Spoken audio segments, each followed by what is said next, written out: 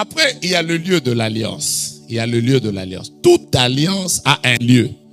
Quand tu deviens un homme d'alliance et que tu ne comprends pas que chaque alliance a un lieu d'alliance et que tu es en train de rater de comprendre comment fonctionnent les alliances.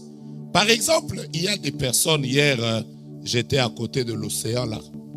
Alors les frères étaient en train de raconter des histoires, des personnes qui peuvent arriver comme ça dans l'eau, ils rentrent dans l'eau. Il y a des personnes qui ont fait des alliances avec le Dieu de l'eau. Et leur alliance, c'est l'eau.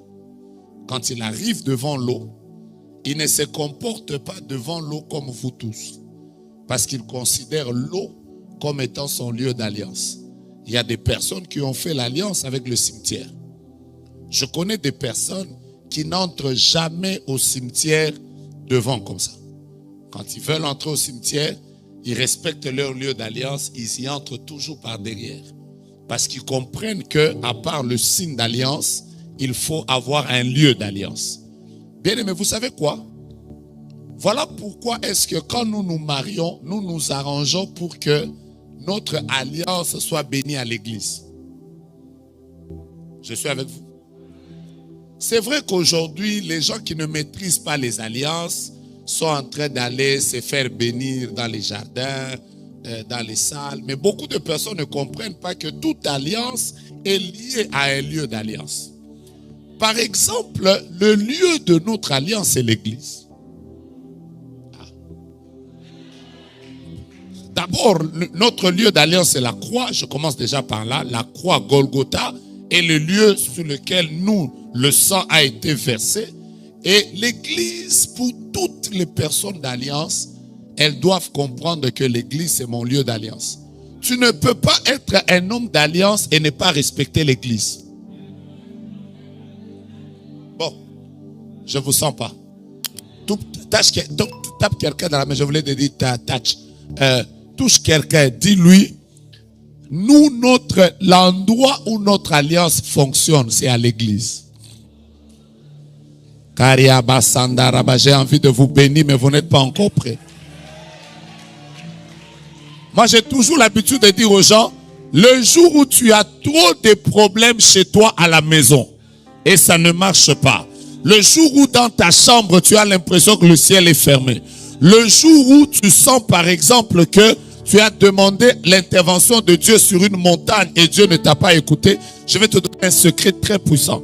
Le jour où tout ne marche pas dans ta vie et tu as besoin d'une intervention urgente de la part de Dieu, viens prier dans le temple. Même si il n'y a personne, viens prier dans le temple. Vous savez pourquoi? Parce que Dieu a dit à Salomon, mes yeux, Salomon a fait une prière, il a dit à Dieu, que tes yeux soient toujours ouverts sur ces lieux et que tes oreilles soient attentives à toutes les prières qui seront faites ici. C'est comme ça que les Juifs, connaissant la puissance du lieu d'alliance qui était le temple, les Juifs savent que le lieu où, même quand j'ai des grands problèmes, je dois recourir, c'est au temple. Dieu vous dit la vérité. Prier ici, c'est différent. Dieu est partout. Je répète, Dieu est partout. Il exauce partout. Il visite les gens partout. Mais la prière dans une église est différente de la prière que tu fais sur la route. Vous n'êtes pas d'accord? Pousse-toi. Frère, ici doit être le lieu. Vous savez, j'aime nos frères catholiques, j'aime nos frères musulmans.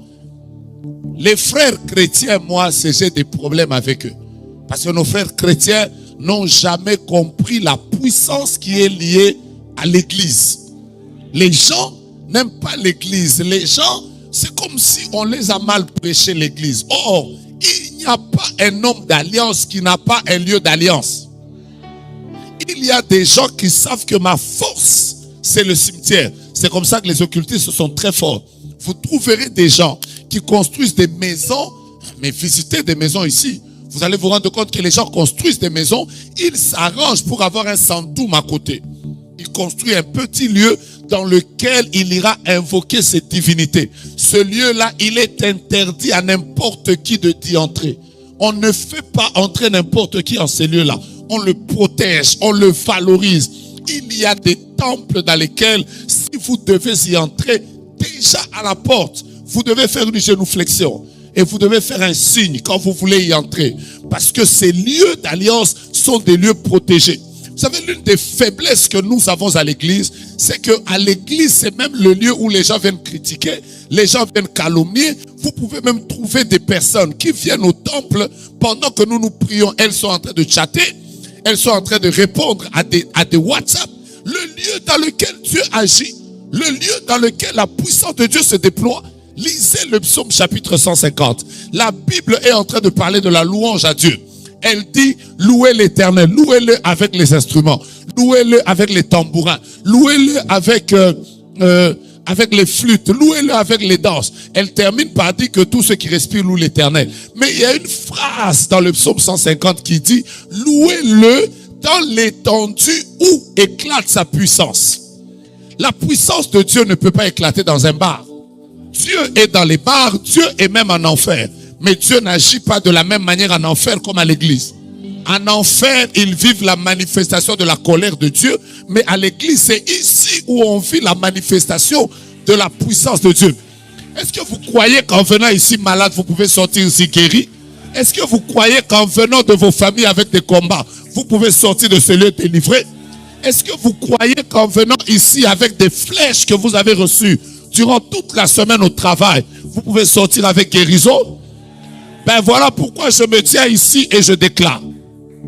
Toute personne qui a foulé ce temple, que ta vie change automatiquement au nom de Jésus.